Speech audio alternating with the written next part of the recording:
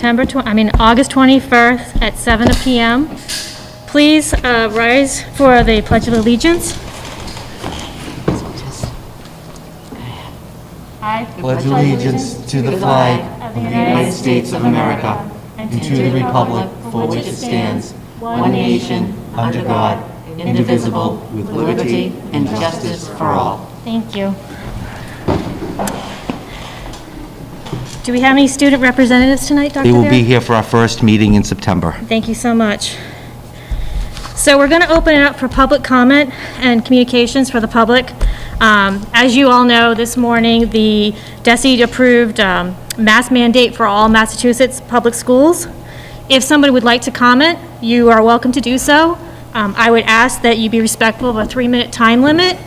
State your name, address, and be respectful of the community that's all here representative. So if anybody would like to, we'll open it up to you.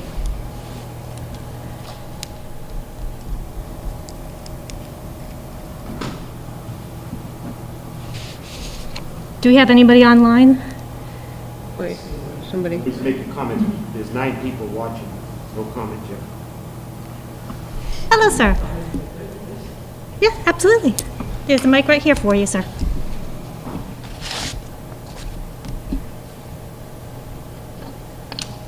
Good evening. My name is Al Nault.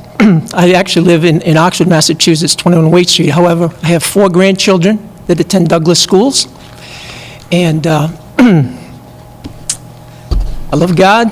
I love my family. I love my children, my grandchildren. I love my country. And I feel I would be remiss if I didn't stand up and speak on behalf of the kids. I think that the whole debate about a mask and a vaccine, for that matter, is less about health and safety and more about coerced control. And I believe this for several reasons, which are based on science. First of all, the typical face masks cannot protect you from airborne viruses such as COVID-19. The virus itself is only 0.1 microns in size, which is 0.00000. That's 5 zeros, 3937 inches. A human hair strand, just in comparison, is about 170 to 590 times larger. A mask will not prevent the virus from penetrating in or out. The FDA actually declared face masks approved for emergency use only back in April 18th and 2020. And there's actually a law, U.S. Code Title 21, Chapter 9, Subchapter Part E 360BBB-3. And that law is the Authorization for Medical Products for Use in Emergencies, and that states that emergency use face masks cannot be mandated by law. It's illegal. So face masks essentially are ineffective, and they're also illegal to be mandated. And this doesn't even take into consideration the many potential physical and psychological issues that are associated with the prolonged use of a face mask by either children or adults, for that matter. It's just not good science.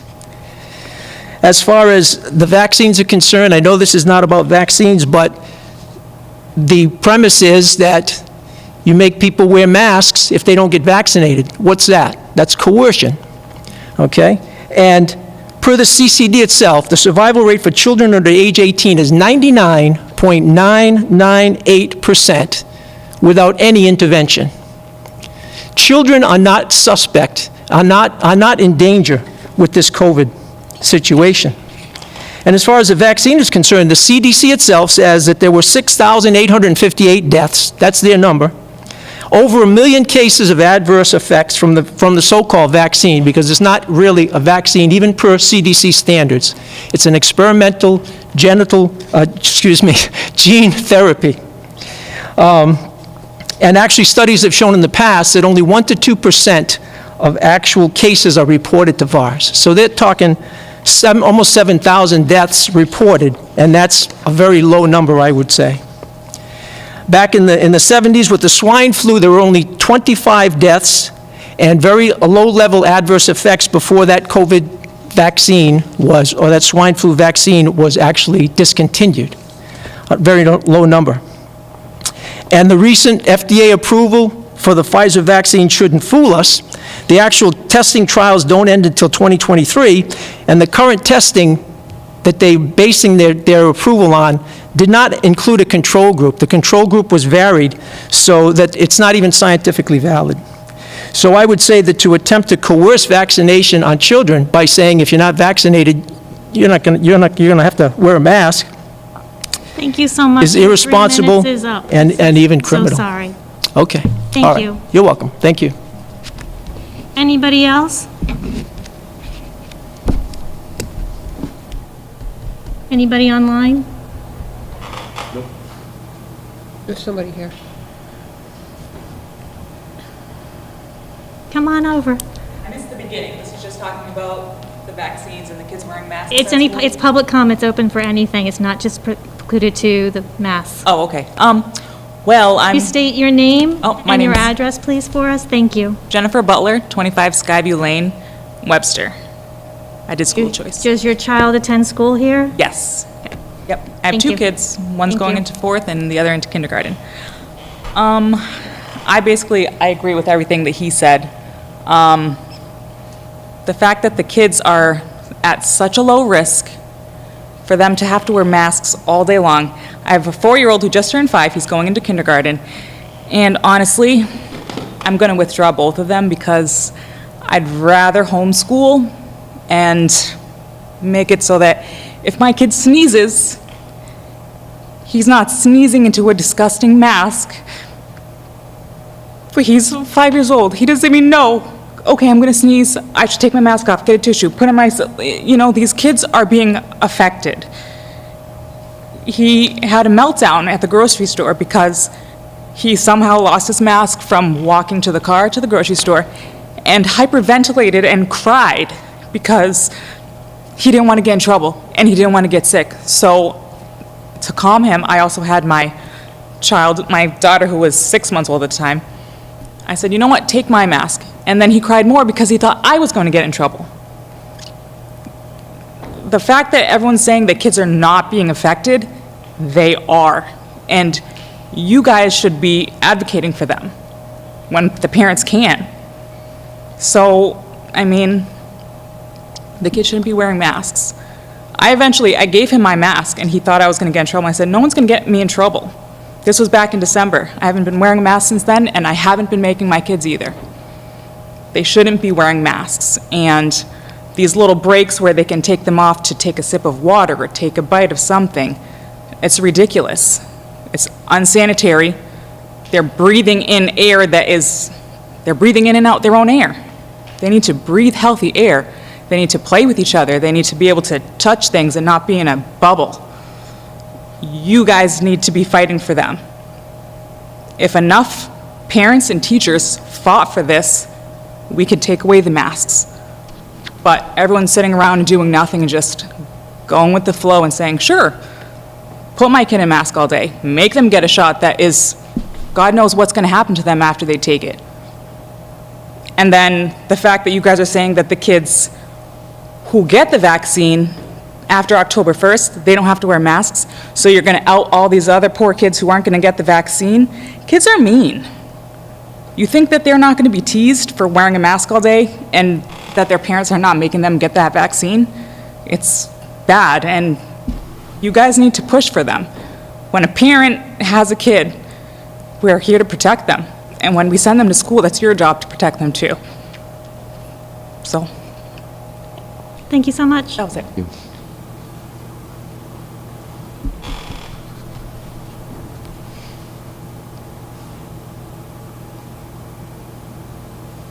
Can I speak as a school committee and ask a question?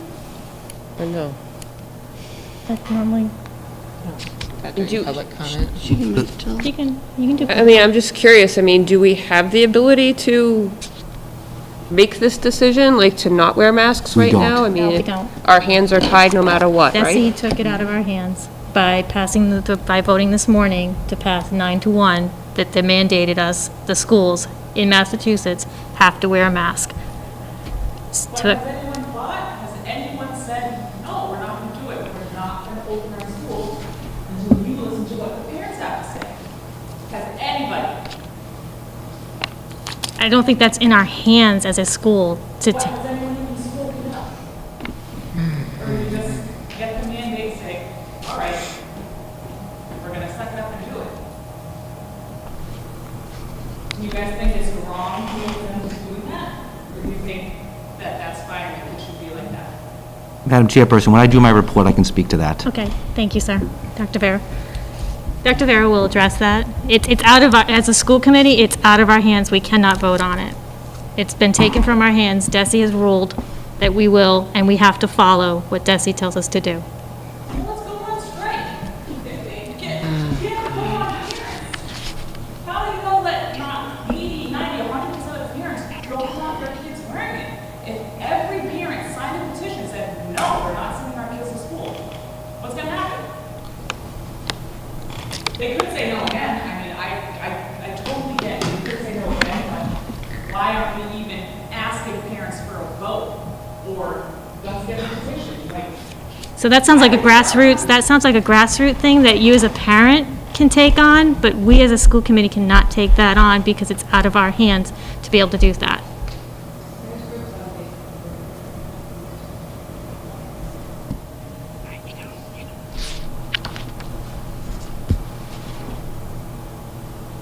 Julie, any other questions or follow-ups? I have one more follow-up. So if a child has a medical reason why they couldn't wear a mask, we do allow exceptions for that. They would have to come in and meet with the principal and bring in medical documentation and have a conversation with the principal and the building nurse, with the parent, and then that determination would be made. And then I want to follow something up too. As far as like the October 1st, I know it's just happened, but like, at this time, as far as we know, what happens after that, it's kind of going to be in our hands if they... After what? After October 1st. It's So- up to the schools at that point? So a lot's happened in the past month. If we follow the timeline, on June 19th, the guidance came out that schools were opening, we weren't going to wear masks. That was June 19th. On July 30th, the guidance came out, about 3.5 weeks ago, the guidance came out that stated that it was strongly recommended that kids wear masks. On 2 weeks after that, on August 13th, the close contact guides came out, which basically made it advantageous to not have to quarantine if you wore a mask. And then today, DESE mandated that everyone wore masks. So we've seen in 2 months a radical shift, and in 3.5 weeks, we've seen a shift. What we're hearing right now out of DESE, and it could very well change, is that as of October 1, if 80% of the population is vaccinated, then masks will be optional if you can reach 80% vaccination between students and faculty. That's all we've heard. They haven't given us any type of indication as to what grade levels, what that looks like, how we collect the data, when we collect the data. Is it partially vaccinated? Is it fully vaccinated? We haven't received anything like that.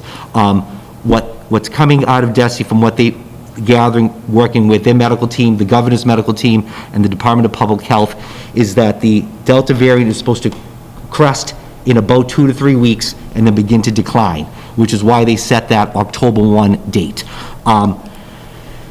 We've seen it happen last year over and over and over again. We've seen it happen the past 3 weeks. I don't know what's going to happen on October 1. Right now, we have the guidance to open school. We're going to get kids back in, and then in another week or two, I'm sure we'll get some more advisories from the Department of Education and the Mass Board of Health to guide us as to what happens we get closer to October 1. My gut says it's probably going to change because it has in the past 3.5 weeks. That's it.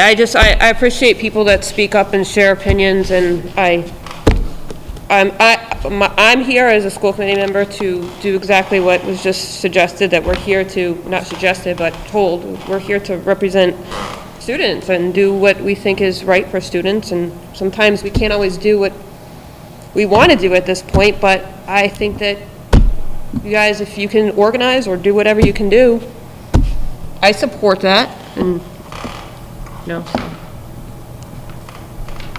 you don't fall on deaf ears. No, we do hear you. We do see your emails when you do send them in. I do try to reach back out to each one of you when you do send me an email. So we do hear you. We do take into account what the community is looking for. So we do hear you. in the Zoom meeting that you had last week, because my son's actually at my house when he was listening to, and it sounded like the majority of parents on that Zoom meeting were opposed to the mask mandate. I actually am disappointed to see so few represented here willing to speak up and say that they're opposed to it, but the vast majority in that call were opposed to the mask mandate. So I would just encourage parents to start that petition. If every parent refused to have their child wear a mask and they all walked in without a mask, what are we going to do? Send them all home? I think it needs to be a grassroots effort on the part of the parents to do what is right by their children. And take courage and take heart and do what's right for the children. Don't just follow the mandates that are being imposed upon you, knowing full well that they're not beneficial to the children. And that should be our main concern. That's why I said that you would miss if I didn't stand up for my grandkids. Thank you. Any other public? Can people come to the mic just for the Yeah, can people you at come to home? the mic, please? Just because we have people, and state your name again and address.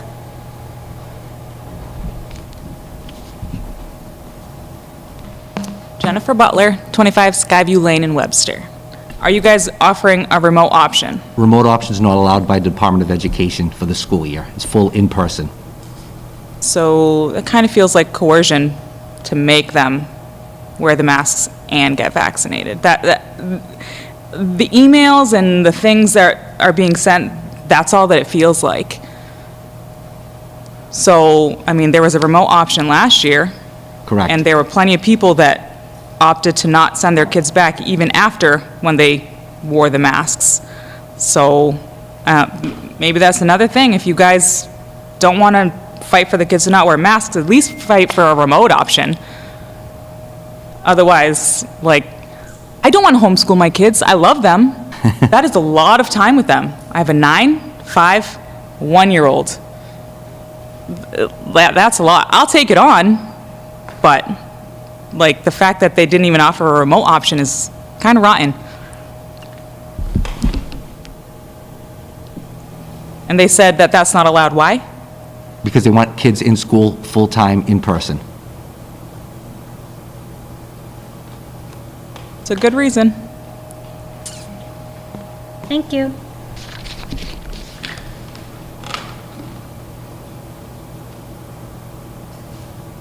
Anybody else for public comment before I close it?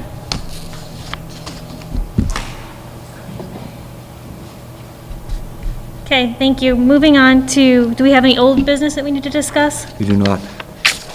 Moving to the new business, Dr. Vera, your superintendent's report, please.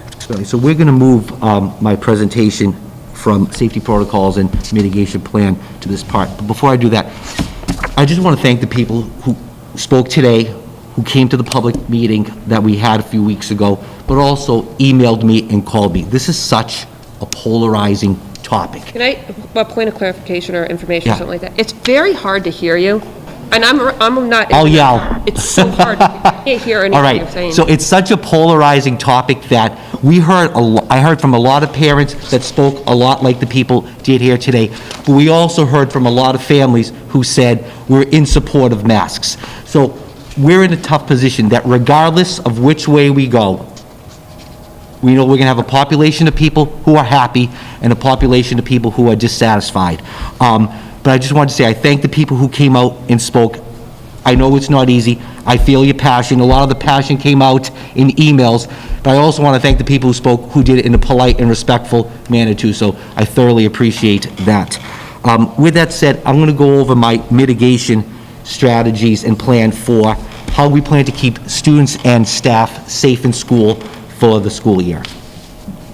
So the goal has been, and will continue to be, to have students, faculty, and staff safely return and remain in school for in-person instruction.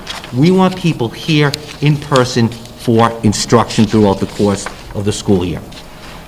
I said this last year 100 times, I'll say it again, information changes daily, and we'll have to adapt, pivot, and change as we get that information. We've seen it happen 3 times in 3.5 weeks. I'm sure it will happen again.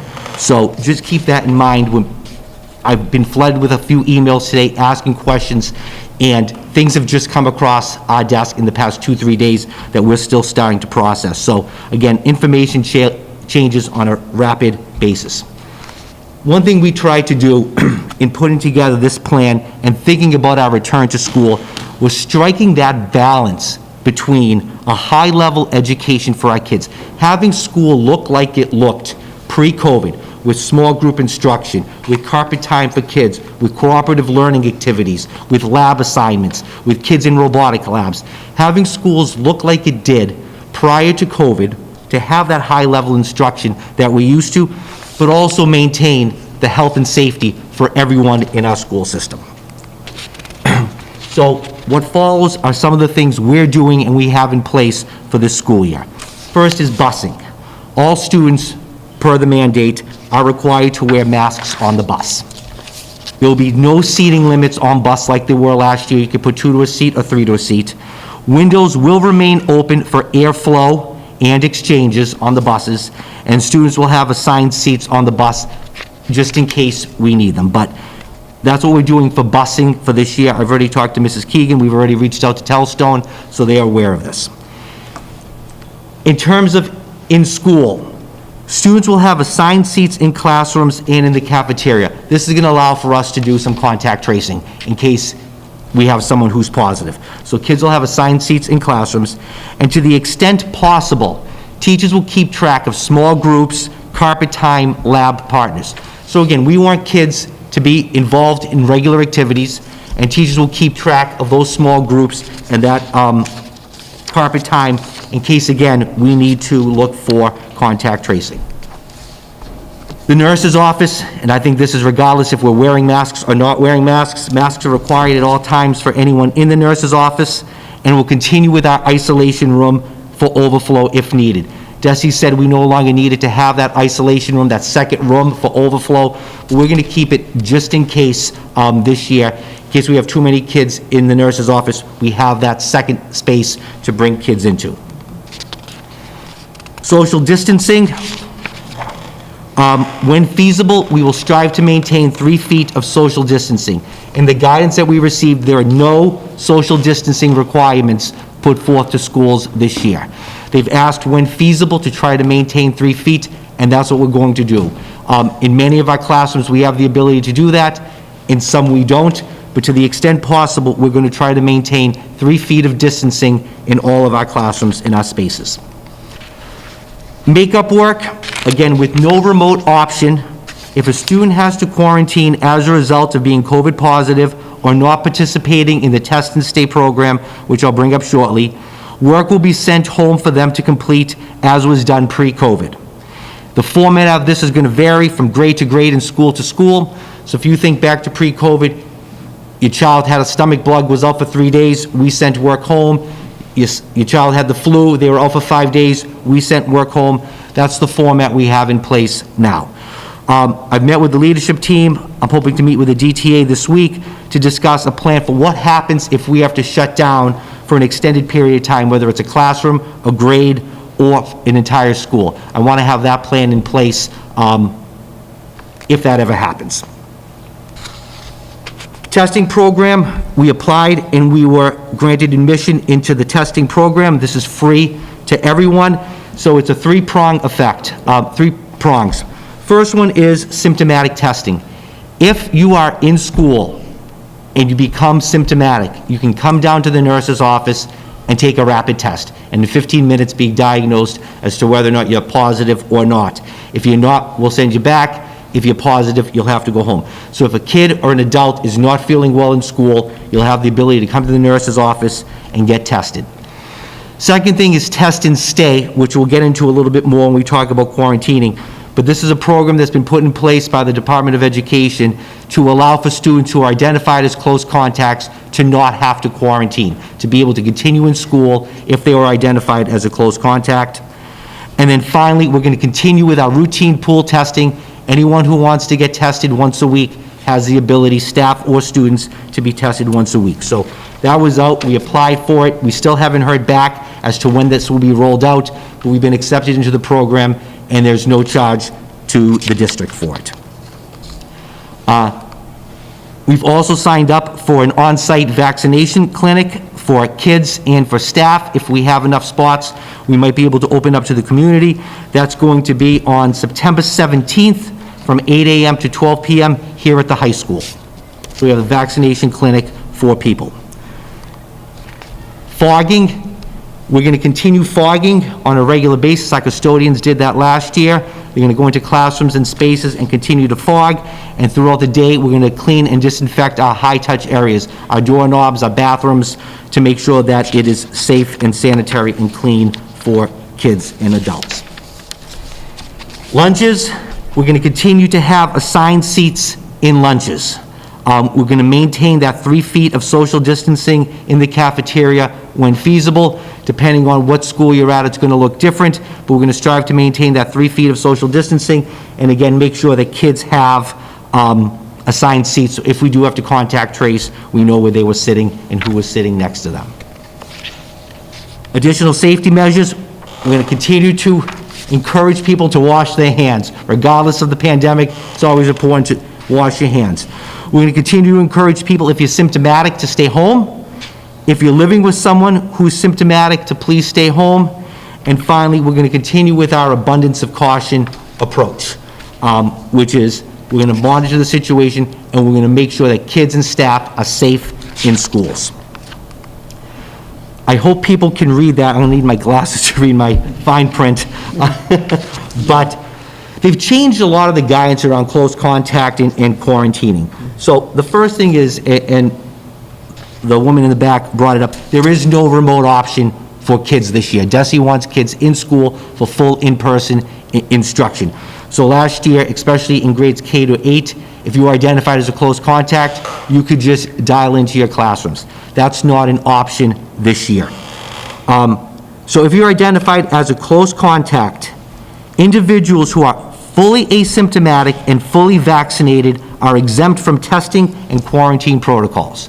So if you're identified as a close contact as an adult or a child, if you're fully vaccinated, you don't have to worry about testing, you don't have to worry about quarantining, provided you're asymptomatic.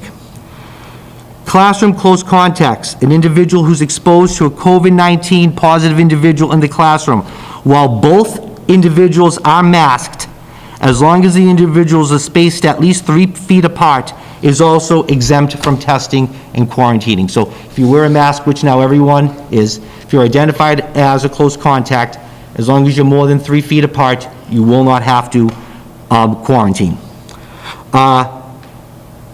Bus close contacts are exempt, so we won't have any close contacts on buses.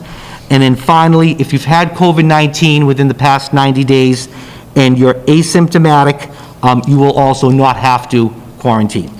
So that's some of the guidance on quarantining.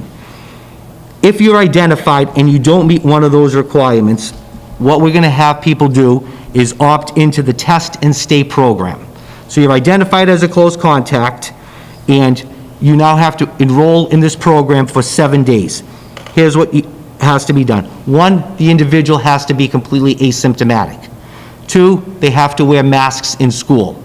And 3, every day when they enter the school, they'll go to the nurse's office and take a rapid test. That test is 15 minutes. If they test negative, they can continue to stay in school. If they test positive, they have to go home.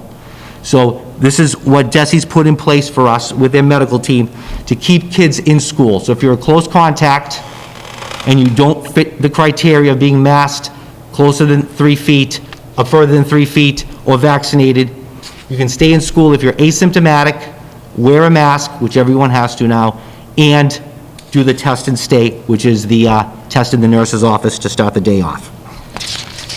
If for whatever reason,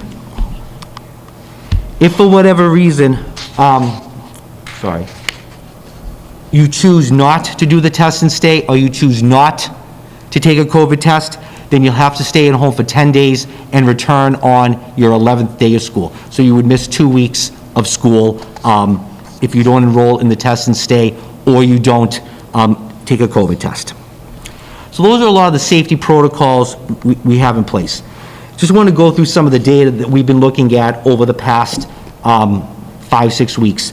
And what I looked at is percent positivity here. I looked at early October of last year, early November of last year, and then early December of last year. And we can see both at the state and locally, it was relatively low in early October and early November. Then mid-November, right around Thanksgiving into early December, we saw that spike where it close to tripled our positivity rating. We've been tracking the numbers for the past 6 or 7 weeks, and we can see the slow progression upwards. It's almost doubled in the Commonwealth, and it's tripled here in Douglas, a percentage of individuals who are COVID positive. I don't know the breakdown as to the age group of these people. I didn't track it to that level of detail, but this is our percent positivity. In terms of total cases, again, we can look at early October, we had 2, early November, 9, and then in early December, we spiked up to 31. Tracking the data going back to mid to end of July, on the 22nd, it was not available, which probably meant there was 0. And then it's slowly gone from 5 to 7 to 9 to 16. So in 6 weeks, again, we've tripled our numbers of positive cases here in Douglas. Again, I don't know the age group of these people, but we can see just the numbers trending upwards. So earlier today, as we know, the Board of Education approved Commissioner Riley's request to mandate for masks for all public K-12 students, educators, and staff through October 1 to ensure schools fully reopen safely and to provide time for students and educators to get vaccinated. I know some people might say, why aren't we pushing not to wear masks?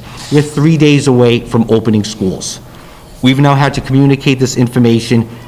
Principals have had to do a lot of footwork over the past 2 weeks to get schools ready to open based off of a lot of these changing guidelines, based off of a lot of factors. When we're talking a little bit about enrollment, we're up over 140 kids from last year. So we've had, the principals can speak to this, we've had a lot of people coming and enrolling in our schools, which is awesome, which means a lot of tours and a lot of things. So I get that people might want to say, why aren't we pushing to not wear masks? Right now, we want to open our doors and get kids in school. If that's an avenue we choose to pursue, we can look at that afterwards. But right now, we need to get kids and our teachers back in school.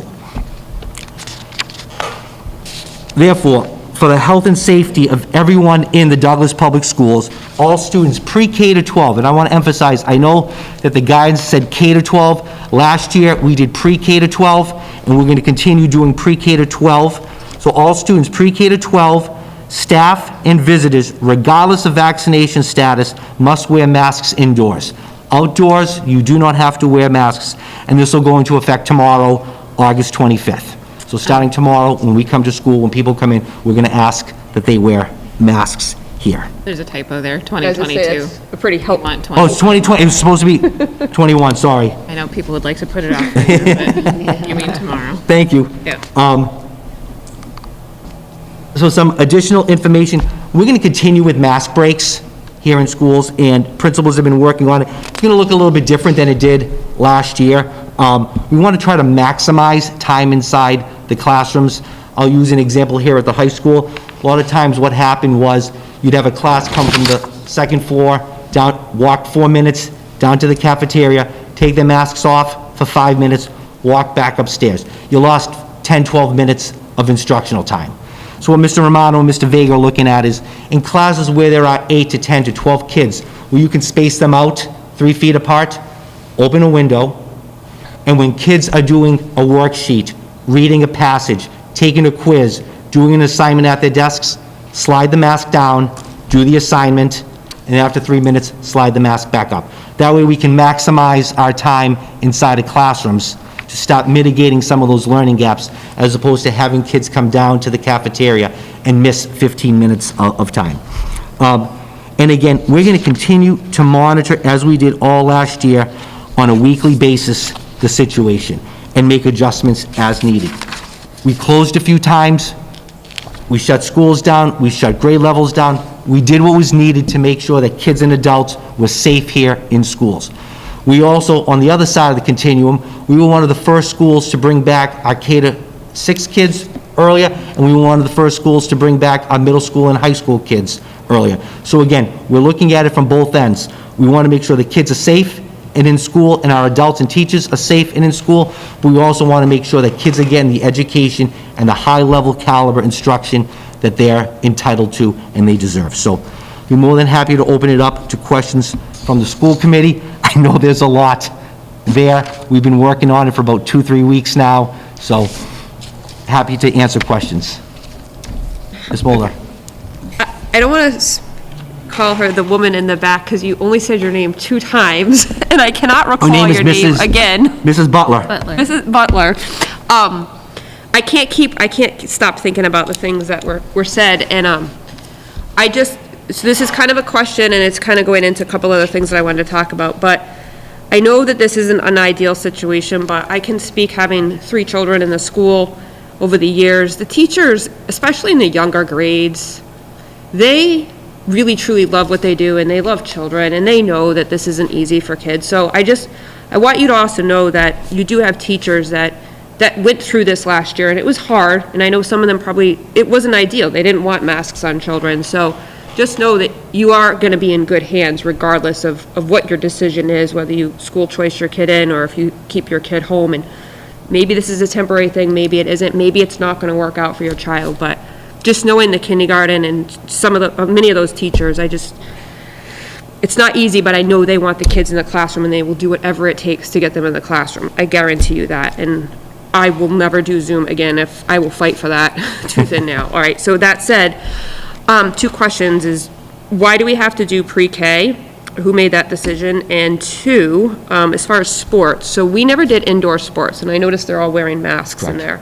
We didn't do indoor sports from what I remember in the summertime because with masks on, because I think volleyball was put off. I don't know what other, what? Was moved to the winter. Yeah, so I don't know any other sports that were going on in the summerish time. So I'm very nervous about having sports being played with hot weather. So are we sure that every single air conditioning system in the school is fully operating, it's good to go?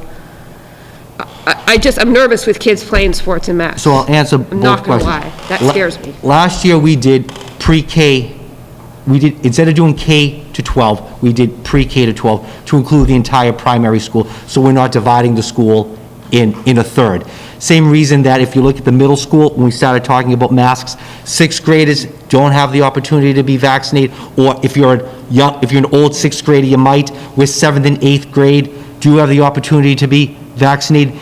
If we were going to decide what we were going to do, we were probably going to mask the entire school to not have to divide up a school and say, 1st floor kids don't have to wear masks, 2nd and 3rd floor, kid from the 3rd floor goes to the 1st floor. We were trying to avoid that. So we're trying to do the same exact thing in pre-K. In terms of, is every single solitary air conditioning unit working in the school? I don't know if I can answer that with certainty. I can ask Mr. Collette. Do you know the answer? I mean, we have, certainly things can happen with HVAC systems. We have one of the best vendors you could ever have, and I'm always complimenting them. When we contact them, they come right out. They're a great company. They provide wonderful service. They do an excellent job. So to the extent possible, everything works the way it's supposed to, on a regular basis. Obviously, if something does happen, like I said, they come down here immediately. It is amazing the response time that we get from them. So I'm glad we have an excellent vendor.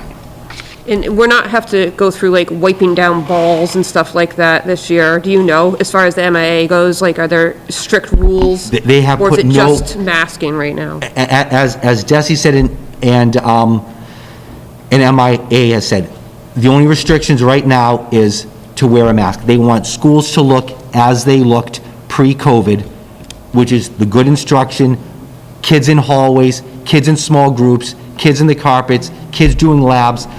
They want schools to look how we did pre-COVID with the safety precaution of people wearing masks. That could change, but that's where it's at right now. Okay. Good. I've got a handful, Okay. always. When we were talking about trying to maintain 3 feet, but we also talked about having the kids have rug time at the younger ages. I'm wondering, and I see Mrs. Sosha's out there. No, I don't see her. No, I'm wondering if the kids will be able to have rug time and still be 3 feet apart. And also, what's the status on the younger kids sharing materials? I know that was a challenge, at least at pre-K, kindergarten, when part of the typical curriculum is getting hands-on with stuff, are we going to be able to So share? sharing things we're going to be able to do again. There aren't any restriction on that. Custodians will fog the rooms on a regular base, on a daily basis, Yep. so those will be cleaned. In terms of rug time, I think we talked about spacing instead of having all the kids bunched out, trying to space them out. Okay, so, but they'll be able to have circle time? Yeah. She's nodding yes. Okay. Okay. All right, so then the fogging brings me to my next question. Are we continuing to receive financial aid for the additional custodial materials and time, or is that already budgeted? We have our ESSA 3 grant Yep. that we're going to work on tomorrow, I believe. We have our ESSA 3 grant, which is a substantive portion of money, which will help pay for anything we need for that. Okay. And then I know at one point last year, we had kids wearing masks in the classroom, but when they were outside for recess, they did not. Correct, so the mandate is just inside, outdoors, coming to and from your cars, at recess, outdoor gym, no Okay. masks outside. Do we know about music? So music, we do know about music. Music outside, no masks, inside with masks, try to maintain between 3 and 6 feet apart, and trying to go all in one direction is the guidance that came out from the Massachusetts Music Association. Okay. Rapid testing. Okay. Students administering for themselves, or are the nurses administering the test? I believe the rapid testing, the nurses are going to do, but I'd rather ask them for certain. Okay. I know when we did the pool testing, it was self-administered, Right. especially for the, in the elementary, middle, and high school. Yeah. I can't say for certain if the rapid testing, if the nurses are gonna do it or the kids are gonna do it. Are parents going to need to give permission for that sort of rapid testing? Or So, can parents, say my kid becomes symptomatic, but I don't want somebody sticking a thing up their nose, okay, can I opt to have them just sent home instead? you can. So if your daughter's in the 5th grade, comes down, says, I don't feel good. Yeah. Nurse will call you up and say, daughter has these 4 or 5 symptoms, we can give a test. You say, no, I'm gonna come pick them up, then you pick them up and we follow the protocol you have for a symptomatic child at home. Okay. I think my last one. Do we have a plan in place if there's a significant number of close contacts that still want to come into school and do the rapid test in the morning, hoping that they're continuously negative? Do we have the staffing to be able to support? So one piece of the grant that we had to check off was, do we want additional bodies provided by DESI to come in and help our nurses off? And we checked off, yes, we do want additional support for our nurses. So I reached out to Lauren Wu from the Department of Education 2 days ago. They're still in the process of accepting people. They haven't issued any guides as to when this is gonna start, what it's gonna look like, when they're rolling it out. But one of the things we did check out is we do want supports from other people to help come into the schools to help our nurses out. Because if we do, with each test taking 15 minutes and having to time the kids, if you have 15 kids down there, it's really difficult for Right. one person Right. to time 15 people. Right. So I know the principals have helped out, I know the adjustment counselors have time and helped out, I know we have, a nurse that sometimes goes in between 2 buildings, they've helped out, but we've also asked for additional supports and resources from the department to assist us. That's it for me. Thank you. Anything, Lisa? Good. The only question I had was the vaccine clinic. So said it's going to be at the high school. So what are we going to do for the middle school kids because they're eligible? Are we going to walk them up, bus them up? We're gonna do the same thing we did last year, we're gonna walk them up. Okay. Mr. Romano will go down with Mr. Vega, or Mr. Vega will go down, and then we'll walk them over here, do what we need to do, and then walk them back, just what we did last year. And it'll be a permission slip from the The parents. permission correct? slip from the parents, absolutely.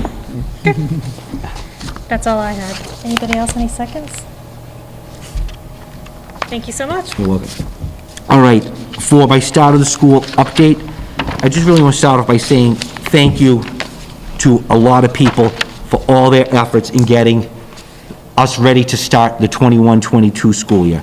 We'll start off with Ms. Keegan and her staff.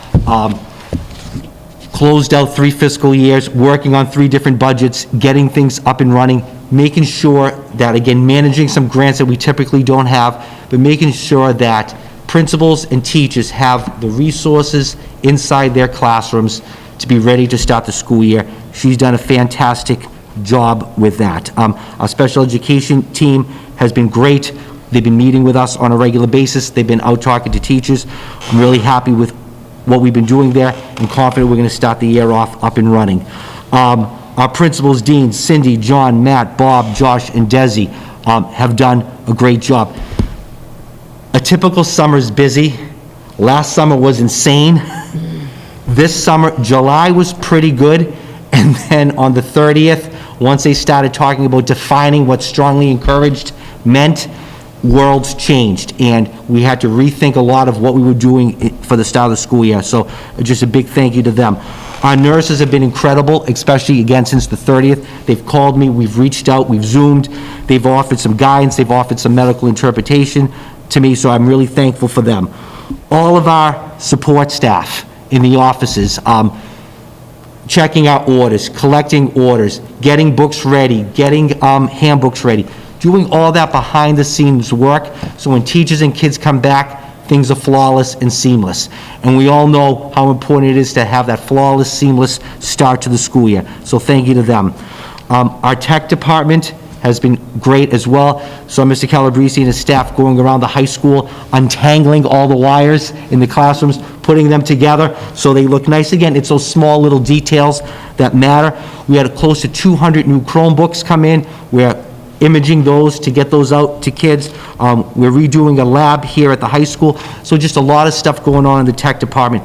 We all know, we learned this last year, how frustrating it is when you go to hit on and the computer doesn't turn on. So thank you to them.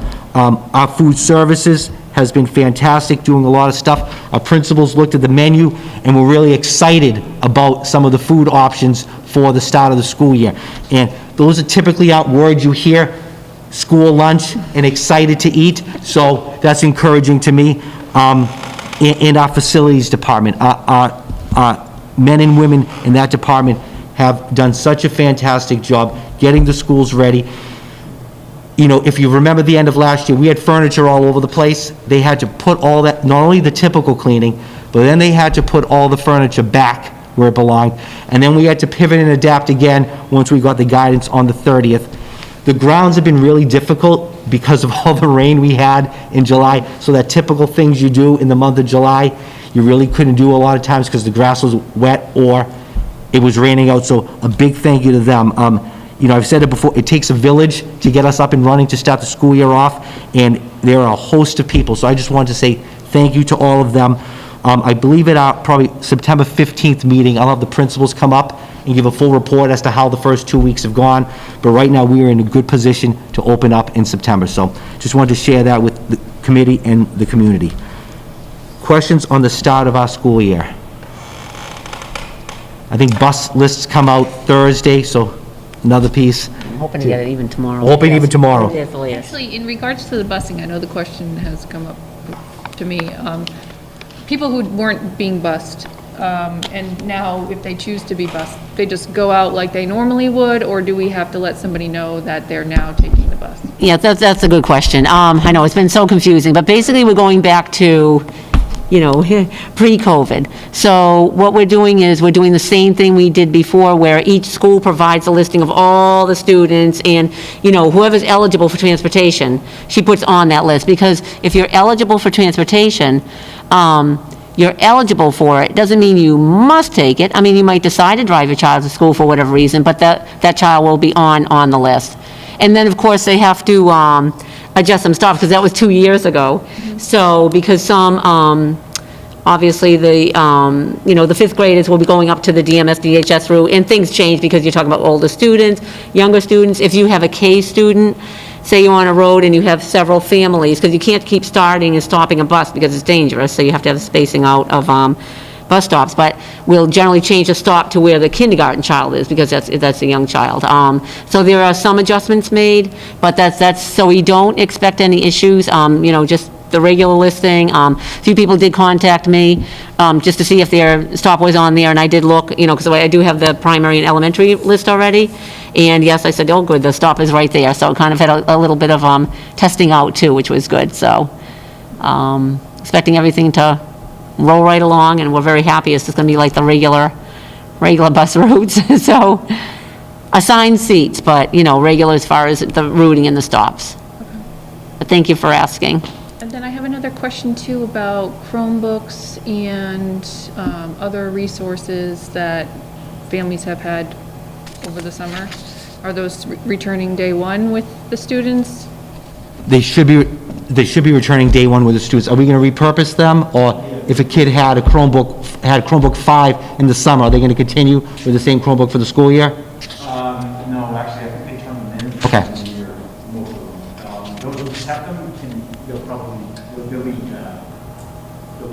they'll keep it assigned to them. Okay. If they need to be fixed, obviously, they can come back and then we can keep them in place. And so, and you're keeping track of whose you don't have yet? Okay. Yeah, we have an inventory system that we've been tracking. Okay.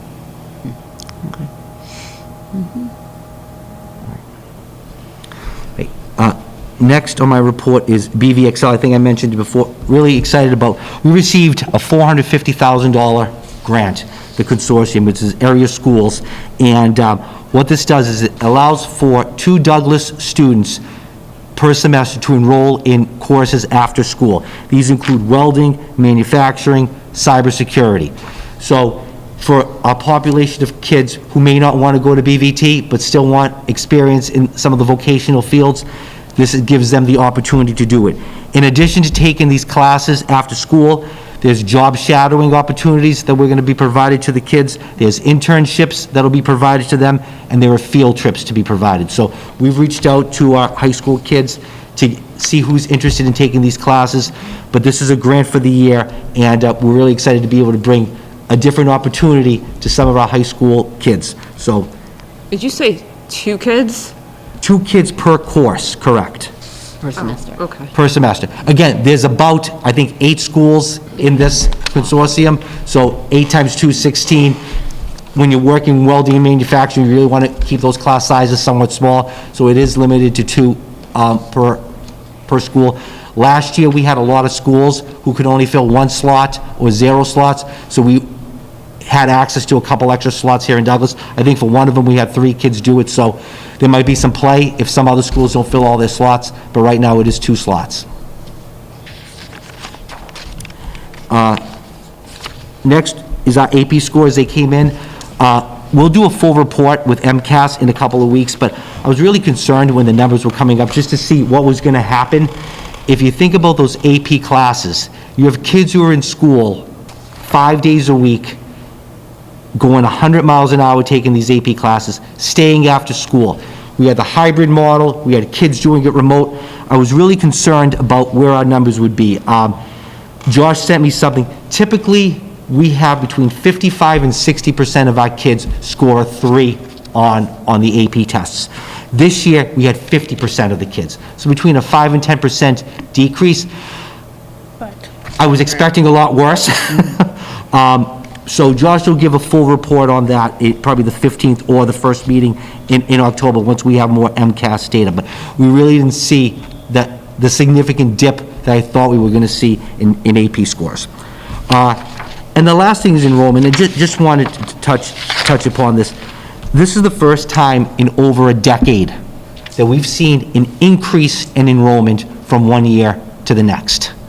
Every year for the past 10 years, we've slowly seen a decrease. This year, we're up about 141 kids, coming from a variety of places. A lot of it's coming from people moving into the community. I think that's a testament to who we are and the community that we have, that people are coming into our community. I said this last year a lot. We handled COVID wonderfully last year, and a lot of people didn't handle it as great as we did.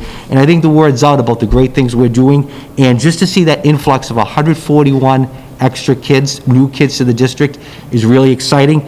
I know we talked about when we approved school choice, what's this going to do to class sizes, and in our September 15th meeting, I'll do a report on class sizes and probably close school choice. I know some of our elementary school numbers are starting to get right there at 26, 27, so we'll look at that, but we have people moving in, and that's awesome and exciting for us as a school and as a community. So I want to share a little bit of good news today with everyone, or at least I think it's good news that people are excited to come to our school system. That's my report for the evening. Any questions? Thank you. Thank you. All right, so we're going to move on to the school committees and subcommittee report, the account payable. Becky? Or is it Julie? It's Julie, but I Julie, can do sorry. it if you want me to this time. What'd you say? I'm sorry, I was reading something. We're at the accounts payable report. I think I signed most of these ones, so I can do it this time, but, yeah. I'm sorry. This will be your jam going forward, Julie. I might have done it, one of them, but you can. I got it. All right. So I signed warrant 56, school year 21, dated 6/30/2021, which was 4 batches totaling $3,834.68. I signed warrant 4, school year 22, dated 7/22/21, which was 2 batches totaling $43,534.19. I signed warrant 57, school year 21, dated 6/30/2021, which was 2 batches totaling $22,931.77. I signed warrant 6, school year 22, dated 8/5/21, which was 5 batches totaling $29,070. And I signed warrant 6, school lunch 22, dated 8/6/21, which was 1 batch totaling $168.66.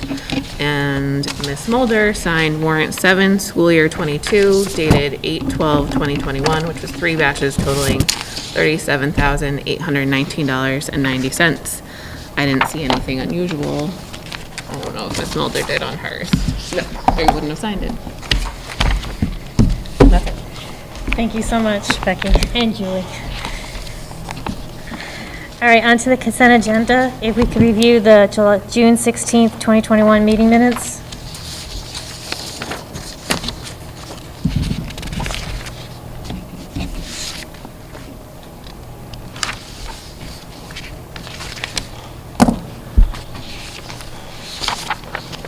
Be looking for a motion? Make a motion to approve the June 16th, 2021 school committee meeting minutes. Motion made by Lisa Brown, second. Second. Second by Becky. We can say aye. All those in favor? Aye. Aye. All those opposed? Okay. Next one is the June 29th, 2021 meeting minutes.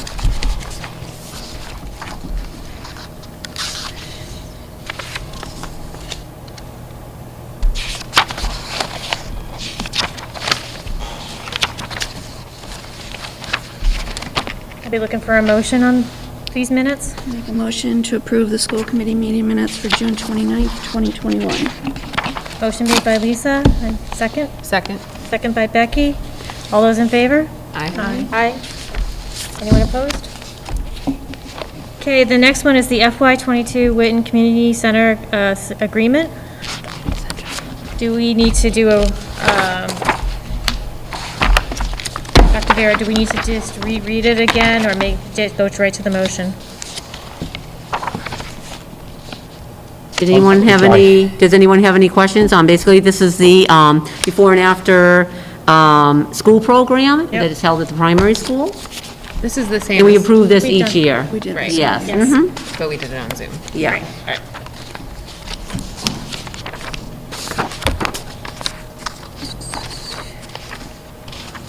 I don't have any new questions. I move to approve the Witten Community Center license fee of $6,500 for the 2021-22 school year for use of Douglas Primary School for the before and after school care program. Motion made by Julie. All those? Second. Second by Becky. All those in favor? Aye. Aye. Let's oppose on that one. The next one is the FY22 physicians contract. Yes, this is something that's also, it's actually required by law to appoint a physician each year.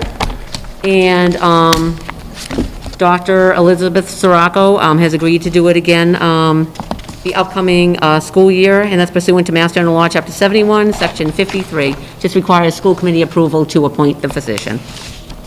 Okay, I'd be looking for a motion. I move to approve Dr. Elizabeth T. Sirocco as the school physician for FY 2022 pursuant to Chapter 71, Section 53. Motion made by Monique, Second. second by Lisa. All those in favor? Aye. Aye. Anyone opposed? Okay, next is are we going to do the 2021-2022 school choice vote by grade? That's the updated one, Dr. Vera? For now, yes, please. And Any this hasn't questions? changed since the last No. time? No. Okay.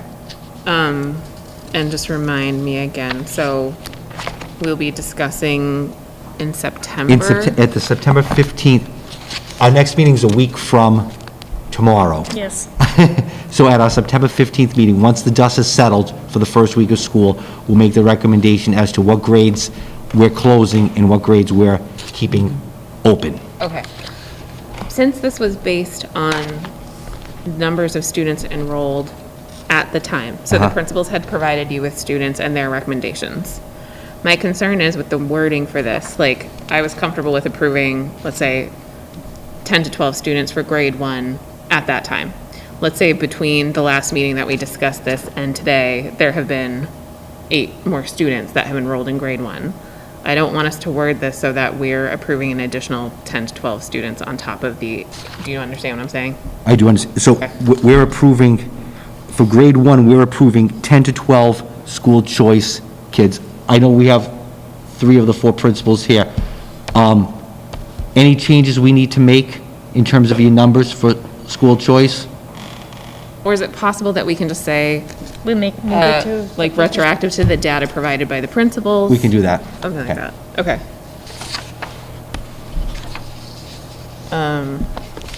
Okay. I don't have any other questions. Anyone else got questions? All right.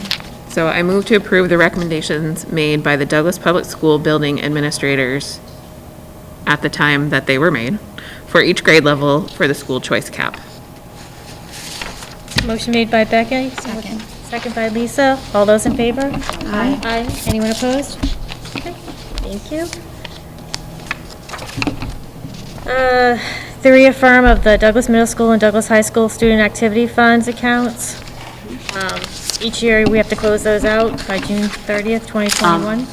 No, no, this isn't a closeout. This is just, we have to reaffirm, based on Mass General Law, the accounts that they have open in each of the schools that we're carrying forward. And I did provide an Excel sheet for each one of the buildings, and just letting you know that we did close out the elementary school student activity fund. So I didn't know if anybody had any questions regarding the listing or anything?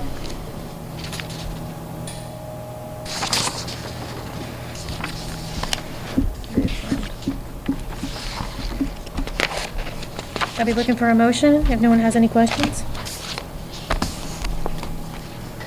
I move to affirm the student activity accounts for the Douglas Middle School and Douglas High School student activity funds per the attached fiscal year 2022 student activity accounts listing.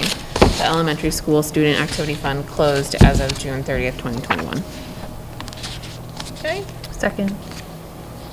Motion made by Becky, second by Monique. All those in favor? Aye. Aye. Anyone opposed? Thank you.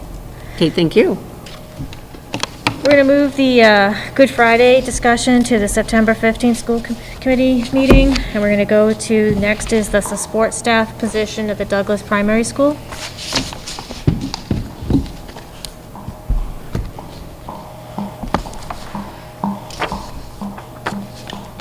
Good evening. I'm here to talk to you about the support staff at the Douglas Primary School. So essentially, when we had the approved budget for fiscal year '22, DPS was approved for 4 paraprofessional FTEs and 5.5 ABA FTEs. With the IEPs that came in over the summer, they actually need 1 additional paraprofessional FTE and 1 less ABA FTE to be in compliance with student IEPs.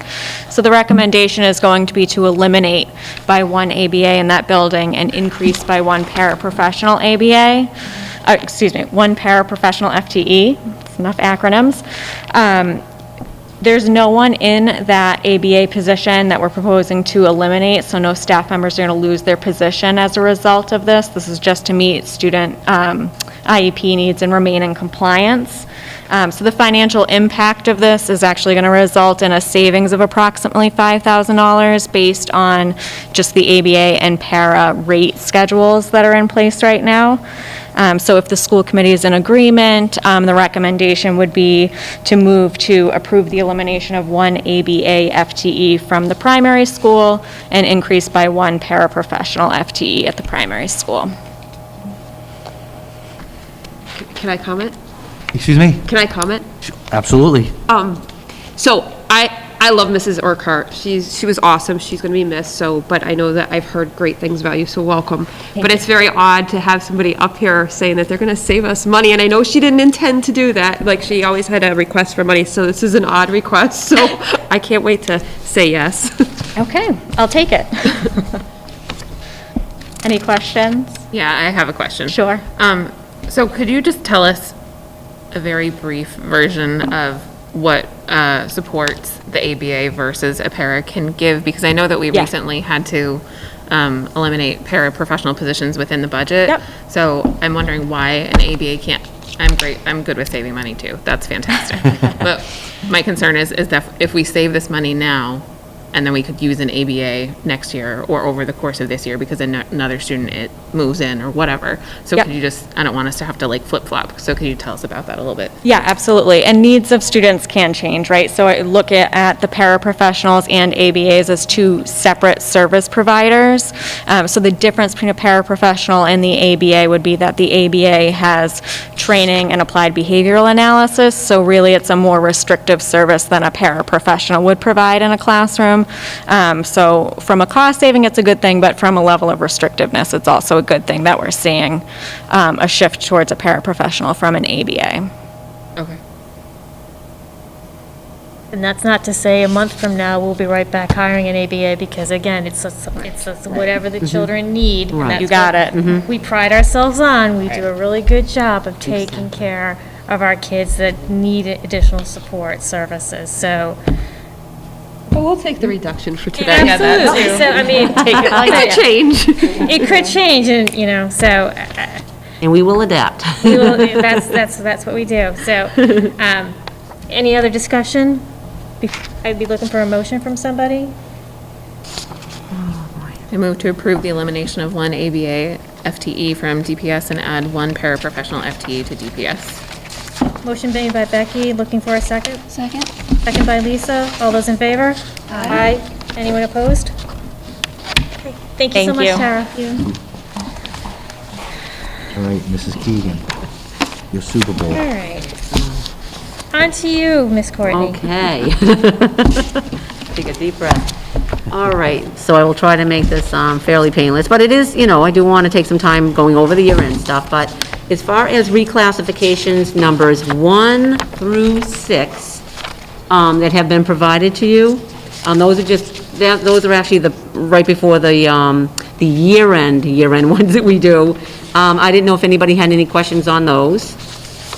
Those are just your typical, transfers, some for grants and some from administrators, just your typical reclasses. Did we get these from Lauren? Yeah, 1 through 6 were all Yes, they were together perfect. from before.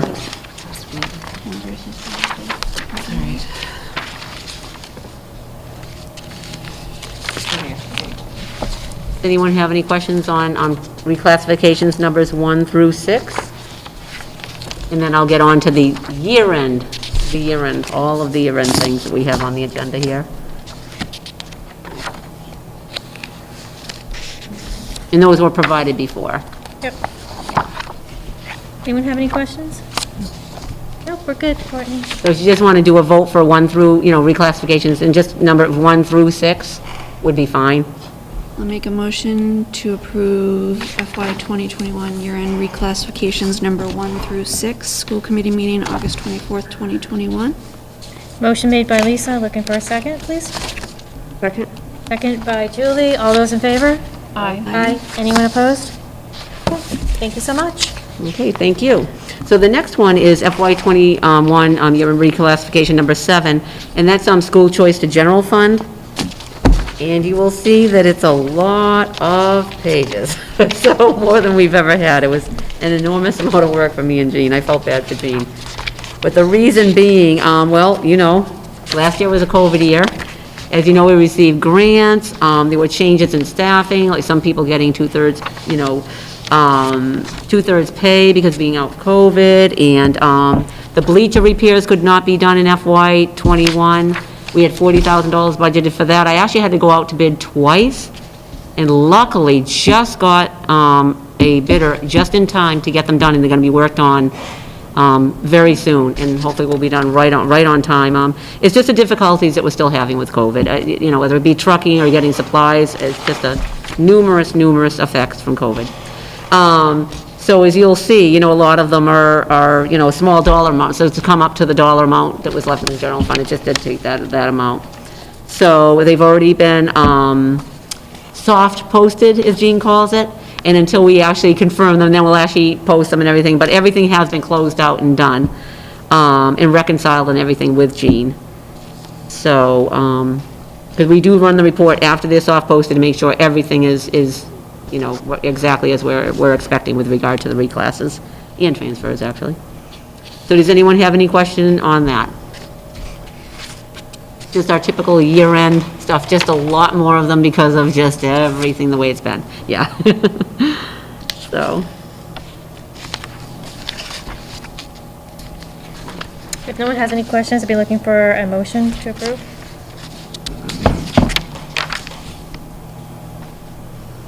I'll make a motion to approve the FY 2021 reclassifications number 7, school choice to general fund, school committee meeting, August 24th, 2021.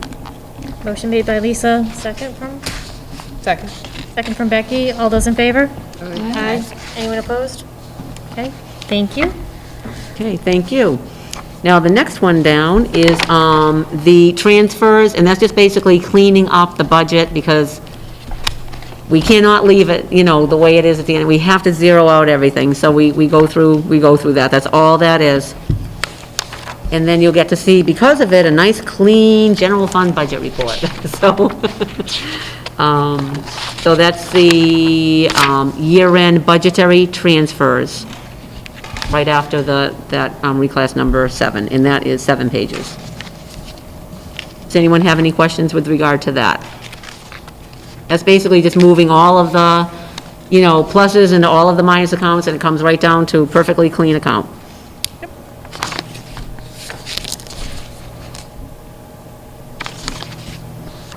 Be looking for a motion from somebody? If no one has any questions? Make a motion to approve the FY 2021 year-end budgetary transfers, school committee meeting, August 24th, 2021. Motion made by Lisa, second from? Second. Second from Becky. All those in favor? Aye. Anyone opposed? Thanks so much. Okay, so the next thing, thank you. The next thing on the agenda is your general fund budget report. It might actually be after the fund balance report in your packet. But it's your, the Munis report, and it says FY 2021 year-end general fund budget, fund budget report. Yep, you got that right there. So, as far as the year-end, our operating budget was $13,793,820. Our expenditures were $13,414,125.56, and we have encumbrances of $379,694.44, and most of that is summer pays.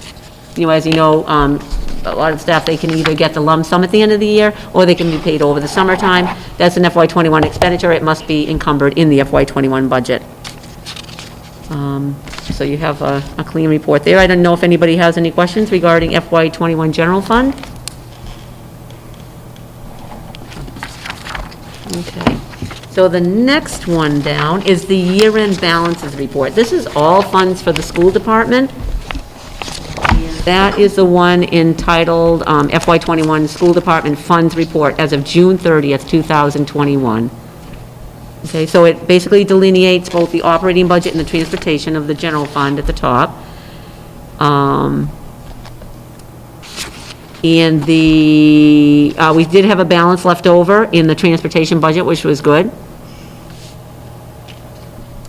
Let's see, so the next one down is all of the revolving funds, and starting with school lunch, you'll see that we have a fund balance there in the amount of $63,135.43, which is good. It's a little bit higher. We started off the beginning of the year with a fund balance of only $19,721. If you remember in FY20, we had a good portion of, like, one quarter of the year was COVID, and we had, some issues there. So I did end the year 20, kind of leaving them a little bit of a fund balance, but recall that this particular year, all lunches were free.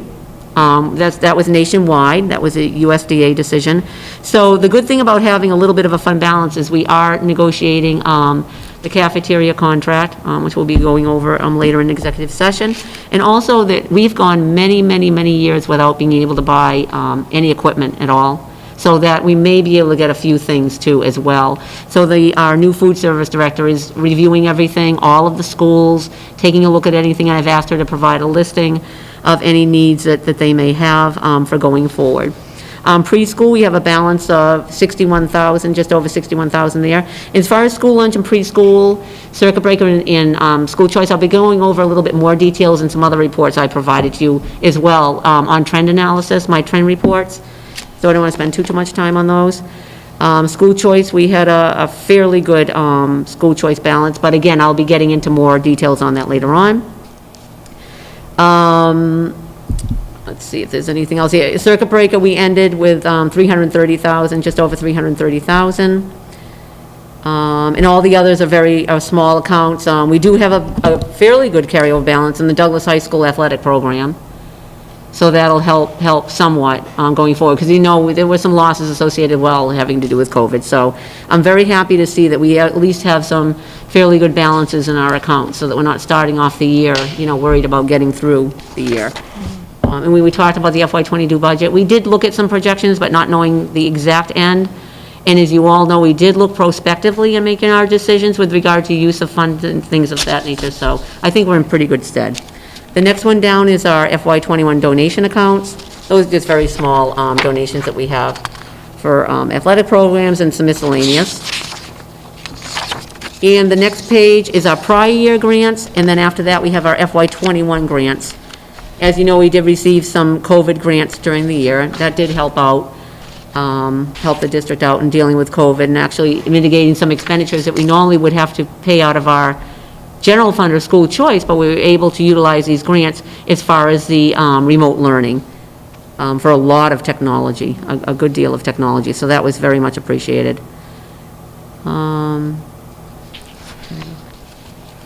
So when some of them carry over, a lot of them carry over, especially the title grants, they can carry over. And if you see a minus there, we have the due from state, and there's a timing lag with regard to being able to apply for the funds to come in, but there's no concerns there at all. It's a timing issue there. Does anyone have any questions so far? Okay. I have a question. Yep. So I know we've kind of talked about this before. So circuit breaker, I see how the totals with the revolving funds, like, the totals are good. But we did a big dip into circuit breaker. Do you? Oh, I'm going to be going over that afterwards when I get into the, I'm going to go over school lunch, preschool, and then circuit breaker and school choice, because those are our largest ones, and I know there's always questions on that, for good reason. So I'll be very happy to answer that. Any other questions on those two pages? And then the last page, I'm delineating the balances and savings and checking and the total balance for each of the student activity fund accounts. And we closed the elementary one, so there's nothing there, and you just have a balance of $9,379 in the middle school and $59,426.73 for the high school for their student activities. And these are all reconciled. You'll see that Jean and I have signed it off, so we won't sign anything unless it's all reconciled. So we're all set. So, and before I move on to the other reports that we just spoke of, I do want to send out a huge thank you to my staff and to particularly Jean. I mean, it's just, it's really wonderful that we work so great together. I mean, the town staff and the treasurer's office, the accountant's office are just fabulous. We have a relationship like this. It doesn't matter if it's payroll, it doesn't matter if it's payables, it doesn't matter if it's reconciling or doing anything. We work wonderfully together, and, it takes in order for that to happen, it takes everybody working wonderful together. I don't know how better to say that, but, and also my staff, and particularly, Ellen, my assistant, and Stacy as well, in all the work that goes into closing out purchase orders and everything. It's enormous, thousands of things that you have to do, it literally is. And Ellen spent a lot of time, accommodating Jean, because she's got so much on her plate, and staying after and working with her. So a huge, huge thank you. And I really do appreciate those good relationships, because it just makes the job just so much nicer. So I just wanted to say that. We can move on to the school lunch, preschool, and then the other two as well. Let's see. I should have, I think that should have been right after, let's see where it was put. I think you may have gotten two of the fund balance one, so I think you got two copies of that. Okay, I think it should be at the end, I believe. You want school lunch next? So I'm going to start with school lunch, then preschool, and then move on to school choice and circuit breaker. And let me see my little notes here too. Okay, here. Okay. So with school lunch, I think it's really good for these programs, in particular school lunch and preschool, to see a trend analysis, because it's very important. If you just see 1 year in isolation, you not see a trend. So school lunch, as you can see, we had a carryover balance of just over 19,000. Now there's a big difference, as you'll see, with regard to prior year revenues, and with regard to federal. And the only reason for that is because 99% of our revenue is coming from federal government, because the entire school year was free, okay?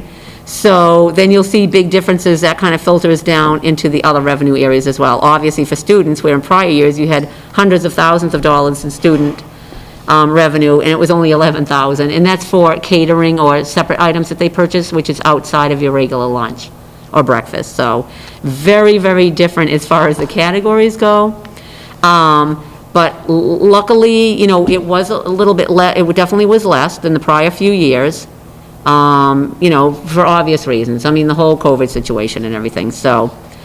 And then I do want to, if you look down at the expenditures, that has changed a great deal as well, because we did fund out of the general fund, I have time seeing here, okay. There's a little note there, $59,345.36 for food service expenditures. So if we didn't do that, obviously the picture for the revolving fund would be quite different. But we were allowed to accommodate that in the general fund budget due to a number of other savings as well. And so at least at the end of the fiscal year, you can see, as far as the revolving fund goes, the revenue over expenditures, albeit not the whole picture, because we did cover some expenditures in the general fund, but starting off the revolving fund, revenue is over expenditures by 43,000, and the fund balance is 63,000.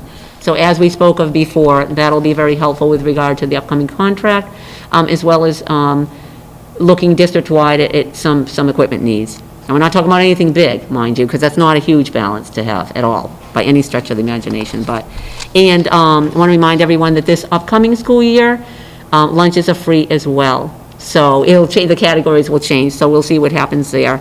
And I know the new food service director is looking at some various things, maybe some menu changes and things as well, but that'll take a little bit of time for her to just kind of get her feet wet with the start of the school year, and then we'll see what happens with regard to that. Maybe some more catering, and she's also implemented breakfast as well in the schools, a little bit more than what we've had in the past, so that will help with revenue as well. So can I just ask, clarifying, for this school year, breakfast is also included or not included? So just to make sure everybody is aware that the I kids. believe it's included with the free as well. So so none of the kids have to come to school hungry for breakfast. They can come in and get a meal. Yeah, yes, it is. It absolutely is, yes. So. Yeah, it absolutely is. Yeah, and I know you'll be sending out some information on that, so the parents will be aware of it as well, so that'll be good. The other plug I'll do for the breakfast program is you don't have to have breakfast as soon as you walk in. One of the things we're doing at the primary and the elementary is there's snack time for kids.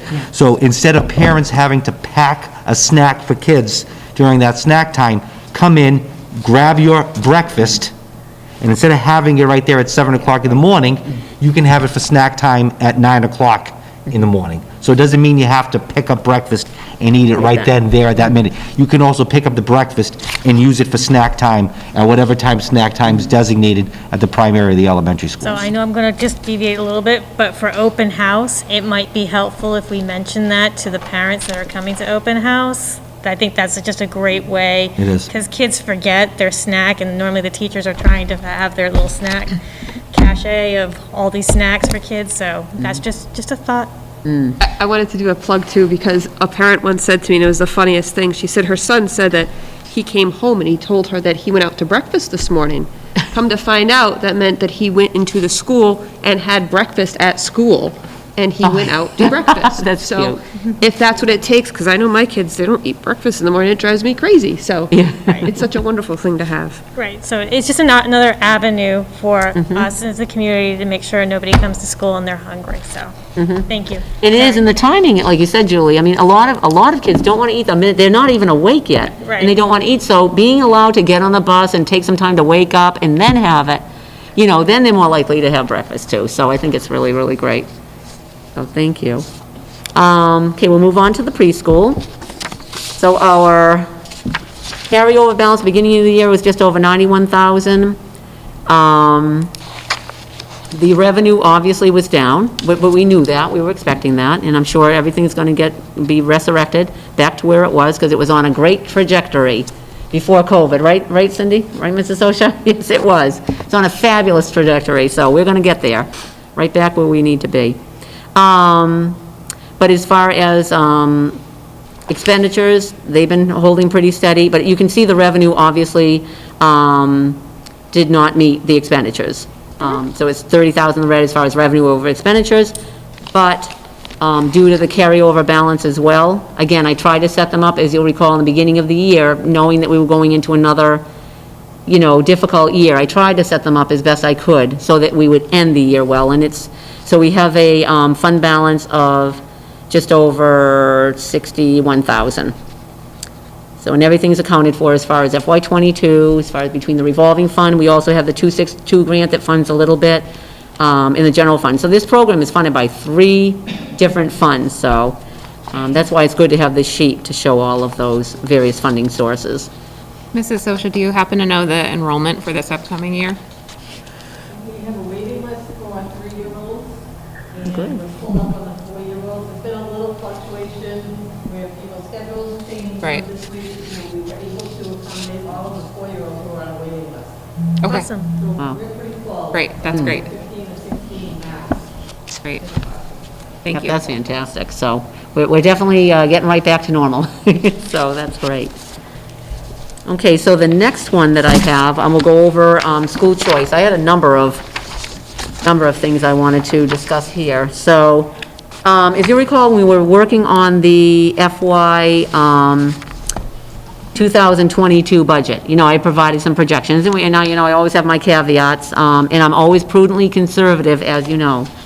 So on the FY '21, we had originally projected $756,060 in revenue. Now, the revenue is made up of regular tuition receipts, which is just $5,000 for each school choice child. Also, there's a special ed increment, and that just depends on services, so you don't find that out until the end of the year. So we had originally $522,500 for the regular tuition, and $233,660 for the special ed increment. And it actually came into, in the number of students that we originally had was 104.5 FTEs. It ended up at 124.1 FTEs by the time they did the June reconciliation. So that was a difference from 522,500 to 620,400 is what it ended up being as far as the regular tuition. The special ed increment ended up at, so we have an additional 71,298 as far as the tuition goes. I mean, 97,900 for the tuition, I'm sorry. The sped increment, an additional 71,298.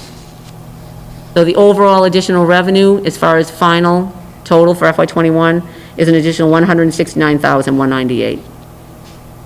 So that's both in the sped increment and the additional students that we had for 2021.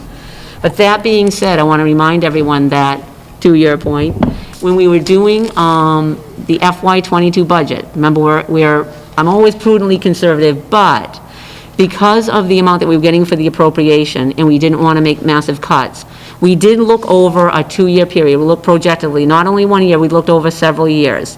And even though I don't usually do this, I did also provide an estimate for what our carryover was going to be. And I remember telling you I was being very conservative, and I was. So we came in actually well over my amount. So we did greatly increase our use of school choice in the FY22 budget. But as you can see all around, because I was prudently conservative in all areas, we came out very well moving forward. But when I would expect that we will be having a budget subcommittee sometime soon, and then I'll come back to the full school committee and go over the FY22 as well in more detail, as far as just to have a good look at that as far as starting off the year. I'll get into more details there.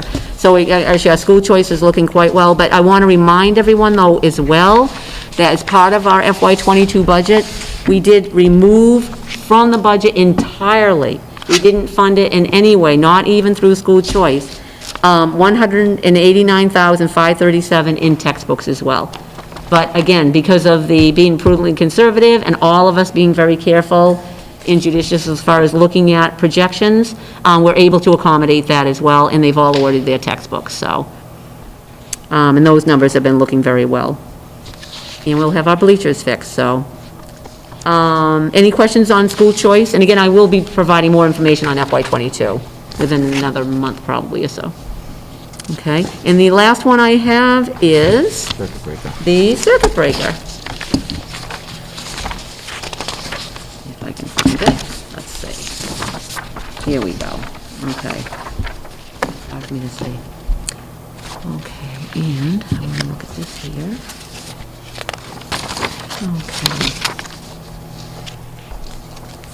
Okay.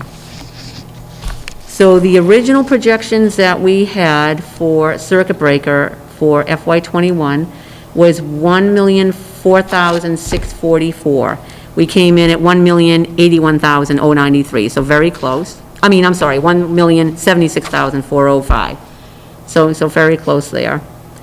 And we did budget, and again, I'll go over the FY22 at another meeting. Actually, we should really do that at another meeting. And as far as, let's see, 21, 9, 10, 11, 12. Yep. So we came in about, we did end up using a little bit more than because we originally budgeted $900,000 in the FY21 budget, and we approved just under $500,000 additional. So that's 1.4. And it's actually just about right on the money, 1.428. Yep. So that one is pretty well in good stead, and as far as the figures that we took into consideration for FY22 budget. Because remember, we looked at them together, circuit breaker and school choice, and we did that on purpose.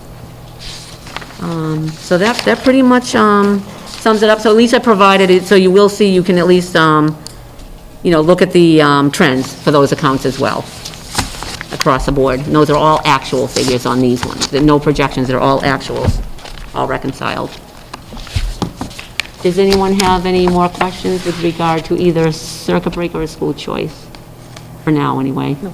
And then I will go over the FY22 in about a month.